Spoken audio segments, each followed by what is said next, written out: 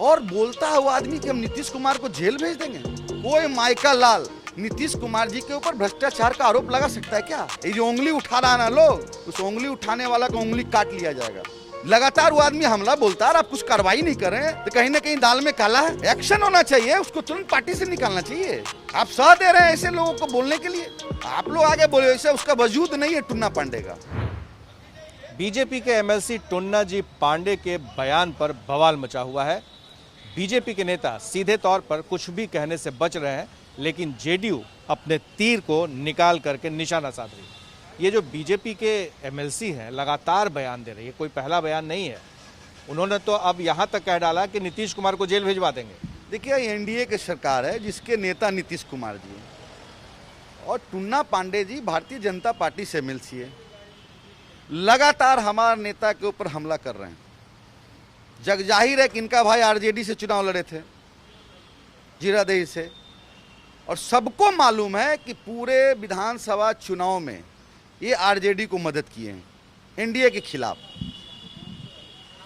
और बोलता है वो आदमी कि हम नीतीश कुमार को जेल भेज देंगे।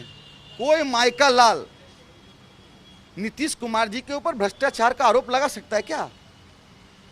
कोई माइका लाल नाम बता दीजिए एक भी।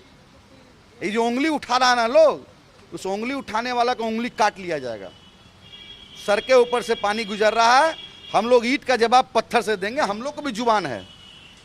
अगर इस तरह का भाषा का प्रयोग करेंगे, हर वक्त भारतीय जनता पार्टी के नेता हमारे नेता के ऊपर वार करते हैं। एक भी जेडीयू का नेता बता दीजिए कि नीतीश कुमार जी के भारतीय जनता पार्टी के ऊपर कोई हमला किया हो। हम लोग को जुबान भगवान नहीं दिया है क्या?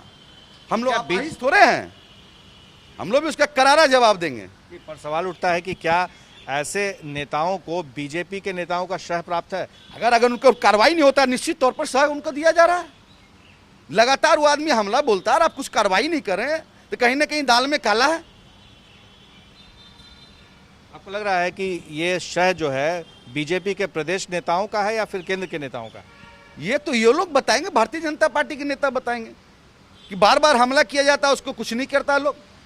एक भी जनता दल के नेता के बारे में आप नाम बता दीजिए कि भारतीय जनता पार्टी के नेताओं के ऊपर कोई हमला बोला हो। एक आदमी का नाम बता दीजिए। आपको नहीं लगता है कि पूरे चुनाव में विधानसभा के चिराग पासवान बोलते रहे, अंत तक बोलते रहे, बीजेपी के किसी नेता ने उनके खिलाफ में कुछ नहीं किया और वो गठबंधन से बाहर भी नहीं हुए, एक तरह से गठबंधन में भी रहे, हैं कि नहीं है, क्या है? तो क्या बीजेपी नीतीश कुमार को साथ रही है? निश्चित तौर पर देखिए, चिराग पासवान जो चुनाव में खेल खेला वो जग जाहिर है। एक भी नेता पूरे विधानसभा चुनाव के दौरान क्यों ने उसको अलग किया गया एनडीए से? अब दुल्हा भी बनाते हैं, मोहरी भी पहनाते हैं, तो ये चलने वाला नहीं है। क्या आपको लग रहा है कि गठबंधन में दरारें पड़ रही हैं? ये देखिए, हम लोग का एनडीए इंटैक्ट है, लेकिन जब साथ में हो तो इस तरह का बयानबाजी नहीं करना चाहिए। क्या कुछ नेता है आपको लग रहा है कि वो इस गठबंधन से खुश नहीं है, या तो उनका व्यक्तिगत स्वार्थ है, या वो चाहते हैं कि ये गठबंधन ठीक से नहीं चले, नीतीश कुमार को कहीं ना कहीं लंगड़ा बना के छोड़ दें? देखिए, ये टुन्ना पांडे जी एक शराब व्यवसायी थे, एक्सीडेंटल नेता बने हैं, एमएलसी बने हैं, धन कुबेर लोग ये थे।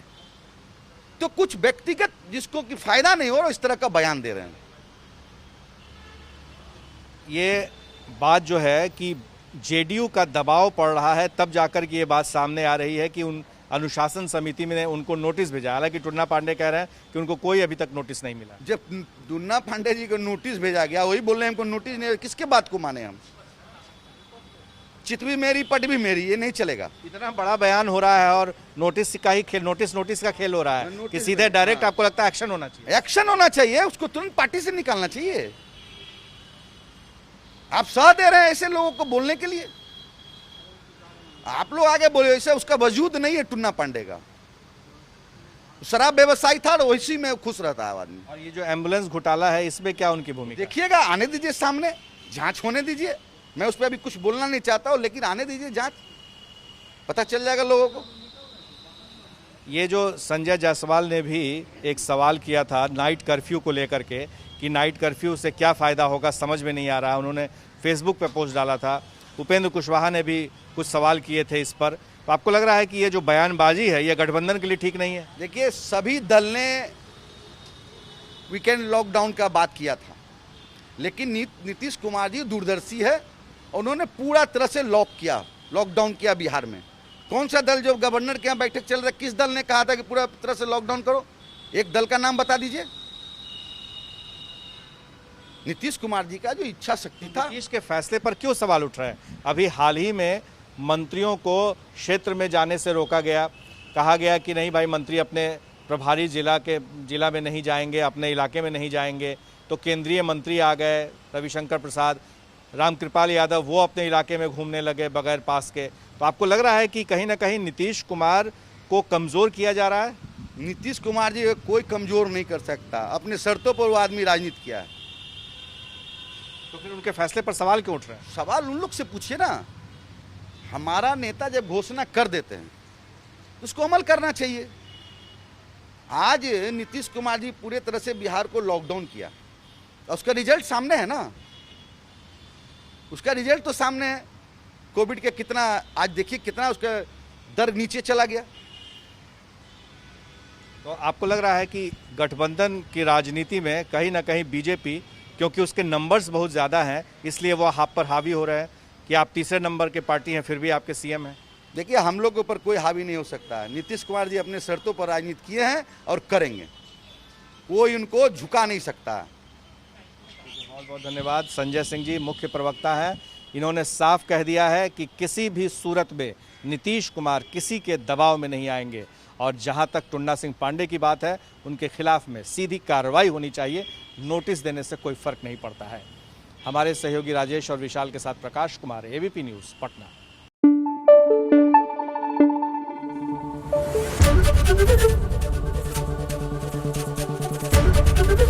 एबीपी न्यूज़ आपको रखे आगे।